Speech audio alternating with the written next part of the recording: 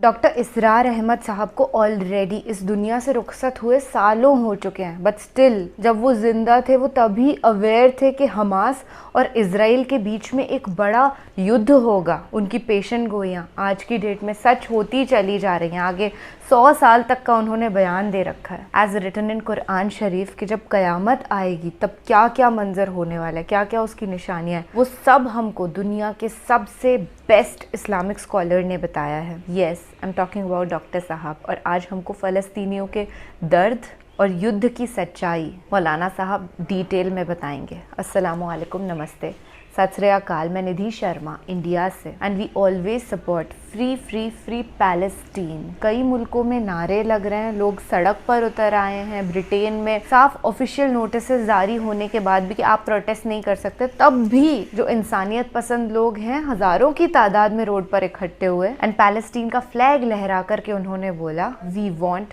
Free free free Palestine. तो क्या आप भी उन्हीं लोगों में शामिल हैं जो मासूम ईमान वाले फ़लस्तीनियों की कुर्बानियों को ज़ाया नहीं जाने देना चाहते हैं, जो चाहते हैं कि पैलेस्टीनियंस को उनकी सरज़मीन वापस मिल जाए? तो अपने दिल में एक बार मस्जिद अक्सा, उस पाक पावन भूमि को ज़रूर से याद करना, one of the most religious places on earth. और ईमान वाले फ़लस्तीनी क्रांतिवीरों के लिए दुआ ज़रूर से करो। अब नोट कर लीजिए, ये किताबें अगर आप पढ़ना चाहें तो किताबुल मलाहिम में पढ़िए। बदतरीन अजाब अरबों पर आया खड़ा है, सरों पर तना हुआ है। बदतरीन ऐसी जंग होनी है अल-मलहमतुल उज़्मा, जिसको कि मैं भी आपको गवाही पेश कर दूंगा, जिसे कहा गया है लास्ट क्रूसेड। बुश ने भी क्रूसेड का लफ्ज़ बोल दिया था, फिर वापस लिया उसने। निकल जाती है जिसके मुंह से सच्ची बात मस्ती में। फकीह मसलहत बीन से और हिंदे बादा खार अच्छा, क्रूसेड कहकर फिर वापस लिया। ये क्रूसेड, इसके ऊपर जिस कदर नुकसान होना है अरबों का, ग्रेटर इजराइल बनेगा, ये इराक, शाम, उर्दून, सऊदी अरब का कुछ शिमाली इलाका, तुर्की का जनूबी इलाका, मिस्र का सेराय सीना और उसके साथ ही जो बेहतरीन उसका जरखेज तरीन इलाका डेल्टा ऑफ नाइल, ये सब यहूदियों के कब्जे में जाएगा। इसको हदीस में कहा गया अल मलहमतुल उज़्मा। ईसाई 80 अलम लेकर है मुसलमानों तुम पर हमला आवर होंगे और हर अलम के नीचे 12,000 फौज होगी, 9.5 लाख फौज। ये नेटो की तैयारी किसके लिए हो रही है? जब यूएसएसआर का खात्मा हुआ तो पूछा गया था नेटो चीफ से, अब किस लिए? तुम्हारा वो दुश्मन तो खत्म हो गया, अब हमें इस्लामिक फंडामेंटलिज्म से निपटना है। वो जानते हैं खतरा यही है, अब इस्लाम उभर सकता है। मुसलमानों के सीनों के अंदर वो आग है, ऊपर खाकिस्तान आ गया है, तुम्हें उठाना बैठ रही है। ये अंदर तो अंगारा है, ऊपर से राख है, इससे धोखा ना खा जाना इनके दिलों के अंदर। और बुश ने कहा था मुसलमान चाहते हैं कि हिस्पानिया से लेकर इंडोनेशिया तक निजाम खिलाफत कायम करें। और मैं हैरान हुआ था कि इस कमबख्त को हिस्पानिया का ख्याल कैसे आ गया। हमें तो कभी आता ही नहीं, अब हम तो भूल गए। वो तो 500 बरस पुरानी बात है, जबकि वहां से हमें निकाल दिया गया था। अगरचे इकबाल ने कहा था है अर्ज़ फिलिस्तीन पे यहूदी का अगर हक, हिस्पानिया पर हक नहीं क्यों अहले अरब का। हिस्पानिया में तो 800 साल हुकूमत की मुसलमानों ने, और अभी 500 बरस से गुजरे हैं ना। यहूदी तो अर्ज़ मुक़द्दस से 2000 साल निकाले गए, उन्हें ना क्या बात किया गया, अरबों के सीने में खंजर भोंक दिया गया। वो छोटा सा मुल्क जो चाहता करता, कोई पूछने वाला नहीं। अमेरिका जैसे अपने बेटे की हिफाजत करे वैसे करता है उसकी। और हुजूर ने फरमाया है वो जंग जब होगी تو ایک باپ کے اگر 100 بیٹے ہوں گے تو 99 ختم ہو جائیں گے، ایک بچے گا. یہ حدیث ہے، حدیث ہے صحیح. اور آپ نے فرمایا ویل للعرب من شر قد اقترب، عربوں کے لیے ہلاکت ہے، عربوں کے لیے بربادی ہے اس شر سے جو قریب آ چکی ہے. اور آج جس طرح انہوں نے ان کی تہذیب کو اختیار کر لیا ہے، دبئی جا کر دیکھیے، بدترین مغربی معاشرہ جو ہے وہ دبئی کے اندر ہم نے قائم کر کے دکھا دیا. اب سعودی عرب اس راستے پر بڑھ رہا ہے. اور اس کے بعد نمبر 2 پر جو ہے ہم پاکستانی ہیں. لیکن میں اس کے وہ پہلی بات جو کہہ رہا ہوں وہ تو یقینی ہے، اس میں تو احادیث صحیحہ موجود ہے. اگرچہ اس کے بعد پانسا پلٹے گا، پھر حضرت مہدی کا ظہور ہوگا، حضرت عیسیٰ کا نزول ہوگا، اور وہ گریٹر اسرائیل گریٹر گریو یارڈ بنے گا یہودیوں کا. ایک ایک یہودی قتل ہوگا، دفن ہوگا. یہ بات میں ہونا ہے، میں پہلی بات فرض کر رہا ہوں. وہ پانسا پلٹے گا جب پلٹے گا. ابھی جو سامنے ہے وہ کیا ہے؟ جس ملحمۃ العظمیٰ کہا حضور نے، جسے آرمگیڈون کہتے ہیں عیسائی. آرمگیڈون کی اگر کہیں جا کر آپ دیکھیں گے، آپ ڈکشنری میں مانی تو کیا لکھا ہے؟ A very big war which will be fought between the forces of evil and good before the end of this world. اس دنیا کے خاتمے سے پہلے خیر اور شر کی قوتوں کے درمیان بہت بڑی جنگ ہوگی. ارمجدون اسے کہتے ہیں عربی میں، اور آرمگیڈون اسے کہتے ہیں انگریزی کے اندر. اور یہ بائبل کی آخری کتاب کے اندر ہے، جو اس میں کہ مکاشفات یوحنا، ریویلیشنز آف سینٹ جان. یہ تو میں کہہ رہا ہوں یقین کے ساتھ، اور زیادہ دور نہیں ہے. آیا چاہتا ہوں اس لیے کہ یہودیوں کا اور عیسائی جو کنزرویٹوز ہیں، نیو کنزرویٹوز، ان کا 5 نکاتی ایجنڈا ہے متفق علیہ، جس کے تحت یہ جنگ صلیبی شروع کی گئی ہے. تو سن لیجئے آپ. آرمگیڈون نمبر 1، گریٹر اسرائیل قائم ہو جانا اس کے نتیجے میں نمبر 2، مسجد اقصی اور قبۃ الصغریٰ کو گرانا نمبر 3، وہاں 3rd ٹیمپل، وہ مسجد جو حضرت سلیمان نے بنائی تھی 1000 قبل مسیح میں، پھر برباد کی تھی نیبوکدنیزر نے، دوبارہ بنائی گئی، پھر دوبارہ ختم ہوئی 70 عیسوی اب تک گری پڑی. ان کا خانہ کعبہ گرا ہوا ہے 70 عیسوی سے لے کر آج تک. ایک دیوار ہے ویلنگ وال، جہاں جاتے ہیں، روتے ہیں، پیٹتے ہیں، ماتم کرتے ہیں. وہاں وہ بنے گا 3rd ٹیمپل. اور نمبر 4، اس میں لا کر رکھا جائے گا تخت حضرت داؤد کا. یہ تخت کہاں ہے اس وقت؟ یہ لندن شریف کے اندر جو ان کی پارلیمنٹ کا جو چرچ ہے، ویسٹ منسٹر ایبے، اس میں رکھا ہوا ہے. ایک پتھر تھا جس پر بٹھا کر حضرت داؤد کی تاج پوشی ہوئی، پھر حضرت سلیمان کی ہوئی، پھر وہ پتھر رکھ دیا گیا جب حضرت سلیمان نے بنایا ہیکل مسجد اقصی. وہاں رہا وہ. ہر بادشاہ جو تھا یہودی اسی کے اوپر بٹھا کر اس کی تاج پوشی ہوتی تھی. سن 70 میں ٹائٹس نے گرایا اسے ہیکل کو، وہ پتھر لے گیا، وہاں سے روم گیا، روم سے آئرلینڈ گیا، آئرلینڈ سے اسکاٹ لینڈ آیا، اسکاٹ لینڈ سے انگلینڈ آیا، اور اب وہ رکھا ہوا ہے 14ویں صدی عیسوی سے آج تک.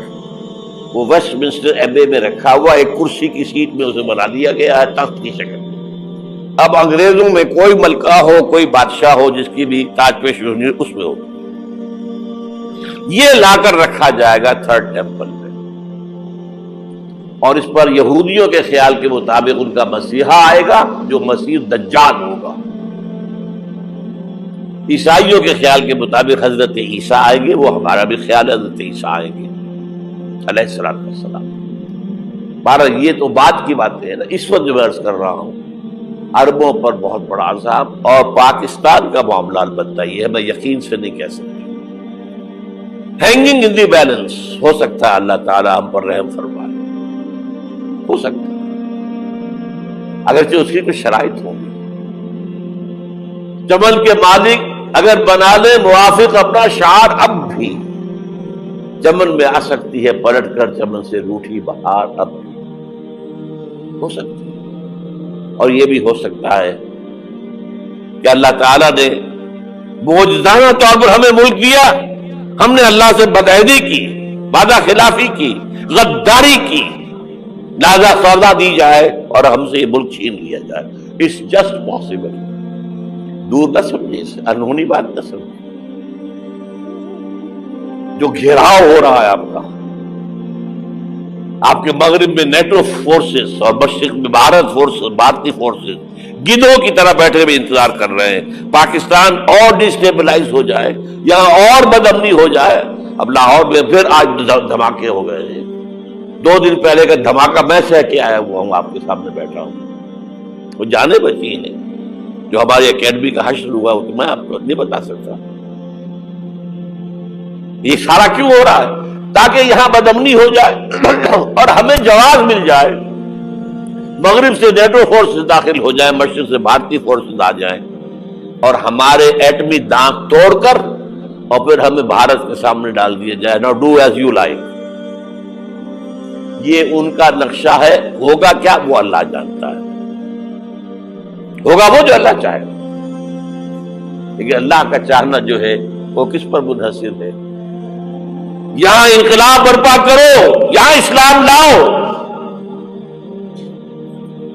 اگر دھندوں میں لگے رہو گے تو وہ خود بخود نہیں آ جائے گا انقلاب۔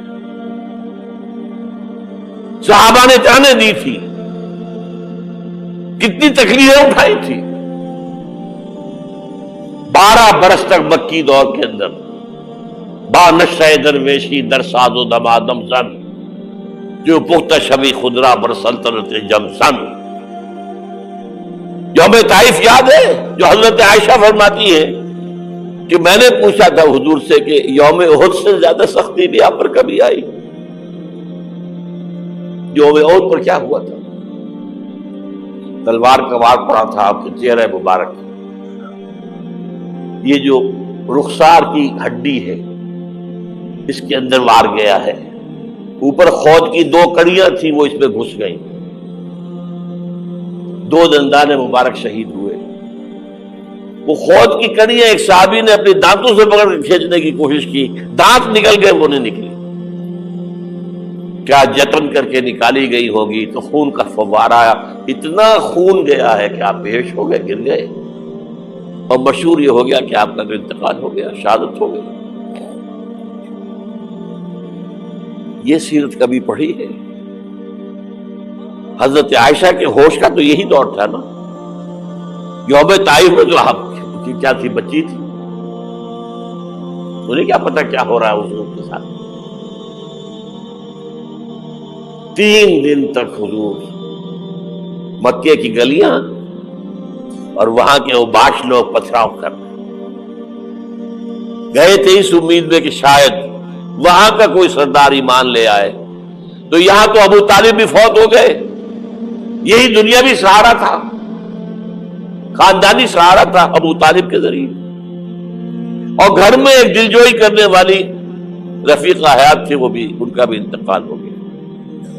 آپ نے کہا یہ عام الحزن ہے، اب تو سب کو طے ہو گیا قریش کو کہ اب جیسے قتل کر دو، اسی لیے آپ گئے طائف، شاید وہاں کا کوئی بڑا سردار مانے ایمان لے آئے مجھ پر تو میں اپنا مرکز ادھر شفٹ کر دوں۔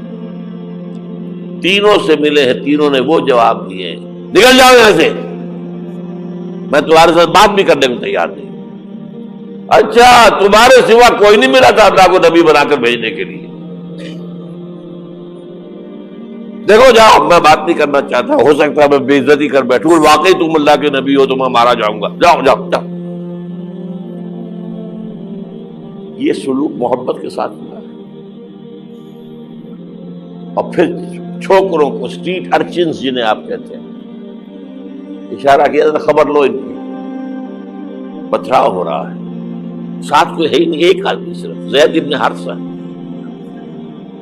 اب سامنے سے پتھر آ رہے ہیں تو حضرت زید آگے آ جاتے ہیں، ڈھال بنتے ہیں، مجھے لگے پتھر حضور کو لگے، اب پیچھے سے آ رہے ہیں. چاروں طرف سے تو ڈھال نہیں بن سکتا ایک شخص. جسم لہو لحام،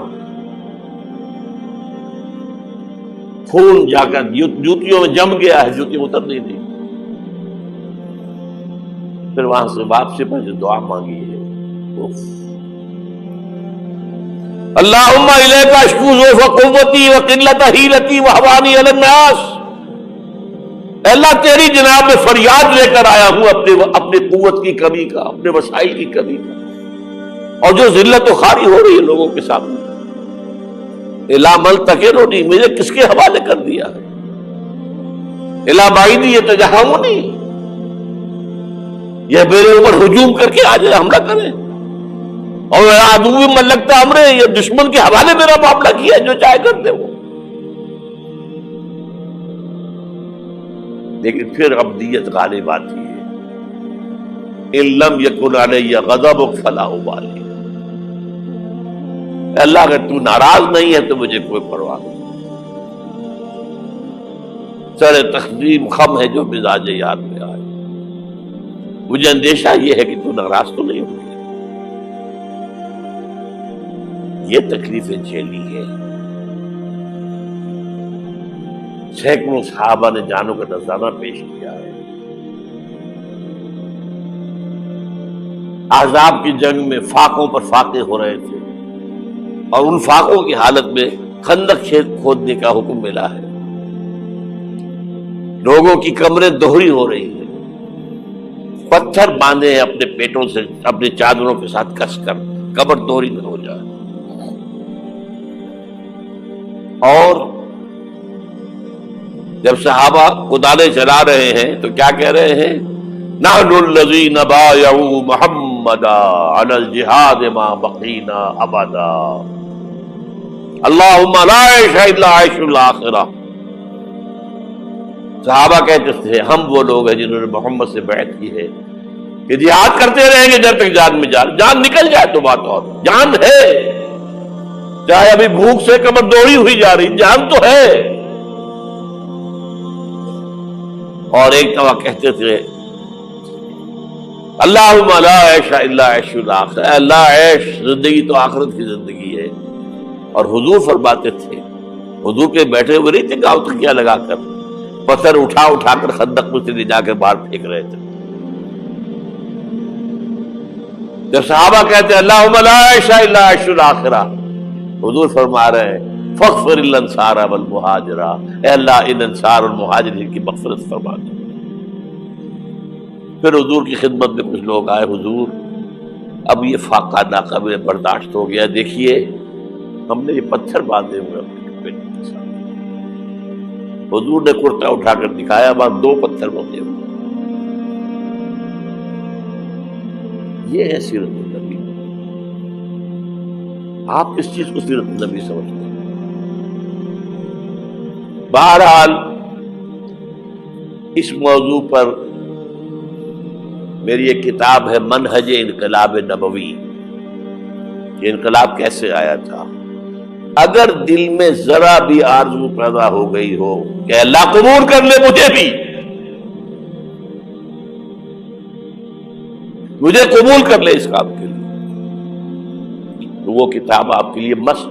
جب ہی مولوی صاحب نے یہ بولا نا کہ یہ ہے سیرت النبی، تو میری بھی آنکھوں میں آنسو جھلک گئے. یہ یاد آ گیا کہ کیسے حضور پاک رویا کرتے تھے، اپنی امت کے لیے رحم کی پرارتھنا کرتے تھے اللہ سبحانہ و تعالیٰ سے. انہوں نے اتنی نیکیاں کری اس دنیا میں تاکہ ہر انسان کے پاس یہ پیغام پہنچے کہ نبی نے کیا ہے، رسول اللہ نے کیا ہے، تو ہمیں بھی ان کے فٹ سٹیپس پر چلنا ہے. پہلے کی امتوں پر کیسے عذاب نازل ہو جایا کرتا تھا، پر اس امت پہ نہیں ہو رہا ہے حضور کی بدولت، کیونکہ حضور نے رو رو کر کے ہمارے لیے دعائیں جو کری تھی. اور آج معصوم فلسطینیوں کے ساتھ جو ہو رہا ہے نا، لاکھوں لگا لو چاہے گرکت کے درخت، یہ ان اسرائیلیوں کو میرا پیغام ہے. پر جب عذاب آئے گا تو آپ نہیں بچ پائیں گے، امپاسبل ہے. اللہ کے عذاب سے بچنا اور ان کے معجزات سے بھی بچنا امپاسبل ہے، اور ایک دن اللہ سبحانہ و تعالیٰ فلسطینینز کے اوپر ضرور سے رحم فرمائیں گے۔ فی الحال ان کی بہت درگتی ہو رہی ہے، دیٹس پینفل۔ وہاں کے چھوٹے چھوٹے معصوم بچے بھی نا فریڈم فائٹرز کی طرح اپنے گھر کے لیے، سانسیں لینے کے لیے، شیلٹر کے لیے، کھانے کے لیے لڑ رہے ہیں۔ میں فی الحال آپ سے لیتی ہوں اجازت اس درخواست کے ساتھ کہ پلیز سچ کے حق کے ساتھ کھڑے رہیے گا، معصوم فلسطینینز کے ساتھ کھڑے رہیے گا۔ خدا حافظ۔